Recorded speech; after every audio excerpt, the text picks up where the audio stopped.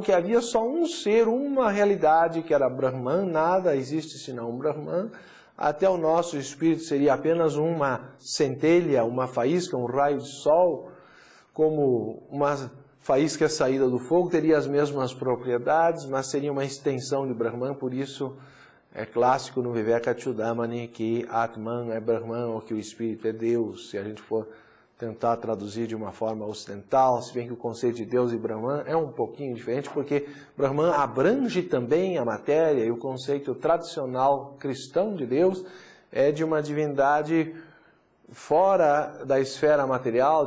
Aliás, esse é um aspecto talvez um pouco contraditório do pensamento ocidental, que se diz que por um lado Deus é onipresente, por outro que ele é imaterial.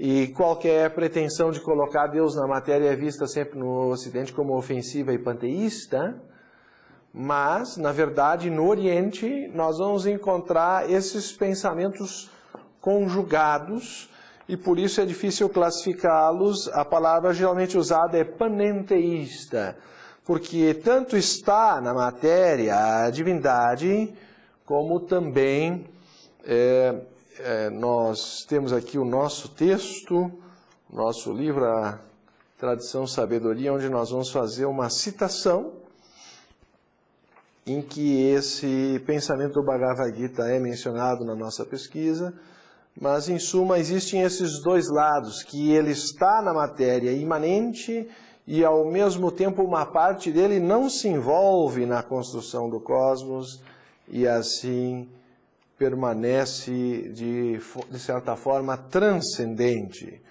E vocês então avaliem comigo se não é disso que se depreende das respectivas passagens. Eu sou a trapaça do trapaceiro e o esplendor das coisas esplêndidas eu sou, teria dito Krishna no Bhagavad Gita. E isso pode nos parecer estranho, mas é justamente para chocar no sentido de dizer que ele pode estar dentro de coisas que não são tão louváveis, mas em alguma forma velada. Então no aforismo 10.36 ele diz isso, mas no capítulo 10, no mesmo capítulo, no Sutra 42, ele diz: havendo impregnado todo este universo com um fragmento de mim mesmo, eu permaneço. Então um aspecto dele, geralmente atribuído a Vishnu, se materializaria no universo, enquanto que outra parte transcendente atribuída a Shiva não se mesclaria com o universo ou permaneceria no nível de consciência. Então, esse tipo de correlação no pensamento oriental, nós vamos verificar, não sofre as contradições que a filosofia ocidental vai encontrar, principalmente no período medieval, quando aparece essa figura de um Deus que é onipresente, mas ao mesmo tempo não está na matéria. Então, essas figuras de contradição não surgem no pensamento oriental. E, quem sabe, nós poderíamos observar um pouco este diagrama, onde nós vamos tentar compor um pouco dessas ideias. Aqui nós temos a ideia justamente dessa divisão trina, a Trimurti oriental, em 3 partes, portanto, Brahma, Vishnu, Shiva, caracterizando o aspecto manifestado de Brahman, que é imanifestado, e depois os mundos que vão se densificando daquele Akasha original, que é chamado na filosofia Sankhya de Mula Prakriti. Mula quer dizer raiz, Prakriti é a matéria, o seu Mula Prakriti seria, portanto, uma matéria primeira, primordial, e depois ela vai sofrendo uma densificação progressiva, como se no início fosse espírito puro e depois fosse chegar ao nível mais denso, chamado por eles Stula, ou físico, ou o mundo físico, que é o Burloka. Então tem 7 mundos: o Burloka, o Bhuvarloka, que é o emocional, o Suvarloka, que é o mental, e assim vão subindo sucessivamente. Maha, que nós podemos traduzir por intuitivo, depois o mundo átmico, ou justamente caracterizando o espírito, e os níveis divinos, que nós vamos ter dificuldade de encontrar traduções, porque eles têm diferentes níveis de acepção dessa matéria sutil, formando assim 7 mundos com diferentes graus de densidade ou diferentes dimensões. Então esse mesmo conceito hindu aparece de alguma forma em alguns pensadores pré-socráticos com diferentes características, como se um pegasse só os elementos ou outro só os átomos, e no hinduísmo nós vamos ver isso tudo devidamente costurado. Existem essas partículas, tanto no tempo como no espaço, e elas vão se densificando a partir do Akasha, com interações do Fohat, que seria uma energia que nós vamos comparar com a eletricidade, e lembra muito a constituição do átomo que nós temos hoje descrito na ciência como uma interação entre partículas positivas e negativas, quase como se fosse uma interação gravitacional, e não fosse talvez a descoberta de Thomson em 1897, vocês imaginem a surpresa que isso produziu. Em 1895, nós lemos o discurso de 1993, onde se acreditava que já se conhecia tudo da matéria. E foi o diretor do Departamento de Física de Harvard. Depois, nós vamos verificar, em 1895, ocorre que Röntgen descobriu acidentalmente o raio-x, tendo fotografado as mãos por dentro, sem compreender como, porque, claro, ele não tinha aberto as mãos para fazer a fotografia. Ora, hoje a gente vai, de repente, visitar o dentista e ele faz uma radiografia panorâmica que nós achamos muito natural. Fotografa todos os nossos dentes por dentro sem precisar abrir. Antigamente, se havia suspeita de cárie, tinha que abrir o dente para depois descobrir que não era nada e pode fechar. Então, o raio-x é uma coisa extraordinária, mas na época que Röntgen descobriu, era visto como magia pura, era tido como magia negra. Como explicar aquilo? Não havia na ciência daquela época uma maneira de se explicar, não havia paradigma para explicar o fenômeno. E ele chegou a distribuir aquele material entre outros cientistas e ninguém sabia explicar como as mãos dele haviam sido fotografadas por dentro. Então se criou toda uma teoria dos raios X, a própria palavra X está querendo sugerir que era uma incógnita. E começaram a pesquisar outras dimensões da matéria. Aí Becquerel, no ano seguinte, em 1896, inspirado pelos questionamentos de Röntgen, descobre a radioatividade e que certos elementos se quebravam em fragmentos, gerando outros elementos menos pesados.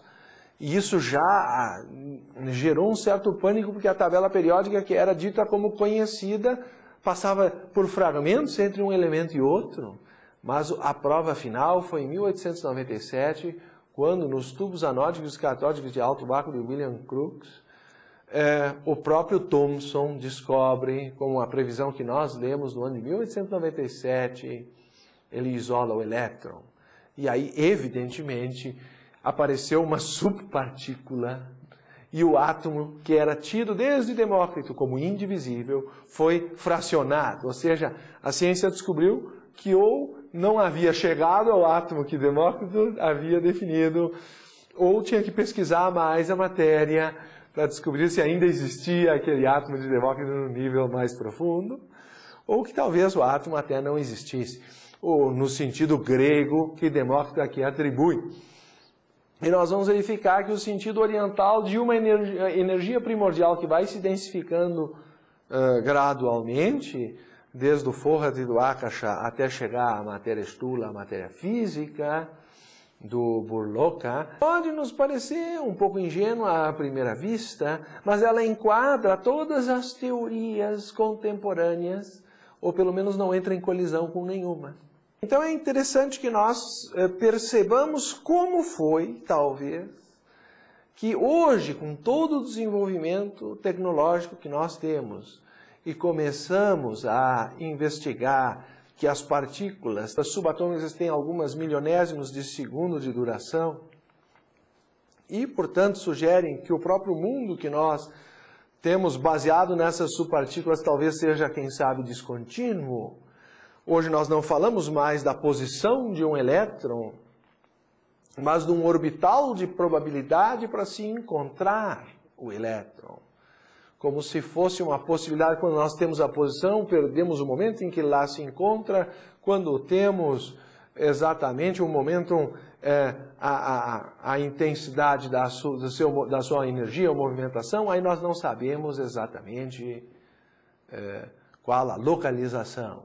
Então, é essa ideia que a ciência nos apresenta hoje de um átomo probabilístico, onde nós vamos tentar encontrar suas partes, e de que a matéria praticamente se esvanece numa forma de energia. Desde Einstein nós temos a energia e a matéria mutuamente intercambiáveis ou passíveis de ser transmutadas uma na outra. Infelizmente, com esse conhecimento fizeram a bomba atômica.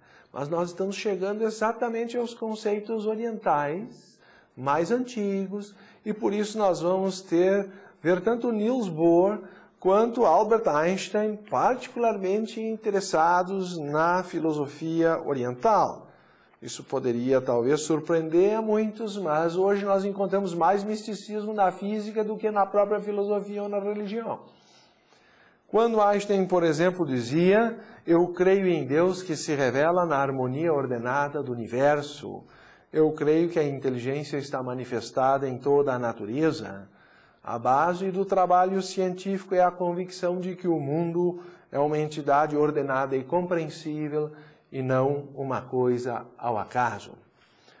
Então, essa reflexão vai aos poucos nos trazendo a uma compreensão de que vivemos um momento em que novamente a filosofia do Oriente e do Ocidente poderão se reaproximar. Era notável o interesse de Albert Einstein pela doutrina secreta de Blavatsky, cuja previsão nós acabamos de ler na revista Sofia.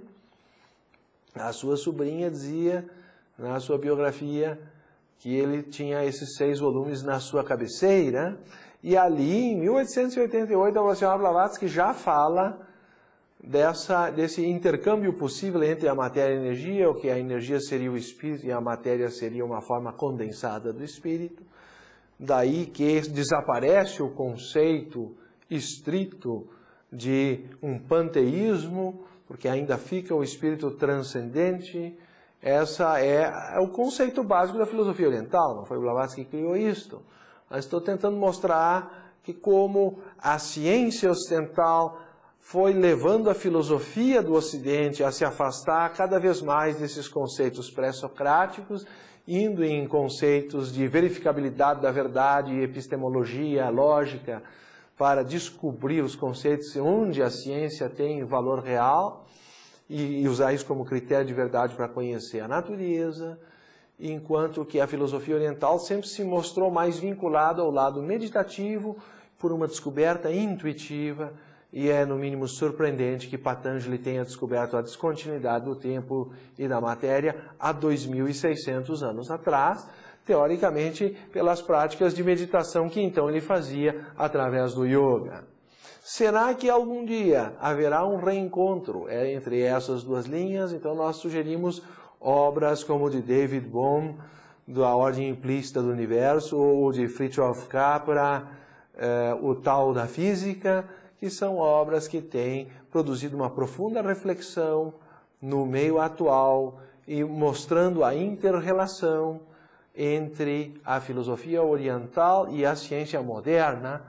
E acredito que nós estamos dando um panorama também do pensamento pré-socrático, onde esses dois lados do pensamento, seja o oriental ou o ocidental, podem encontrar pontos comuns.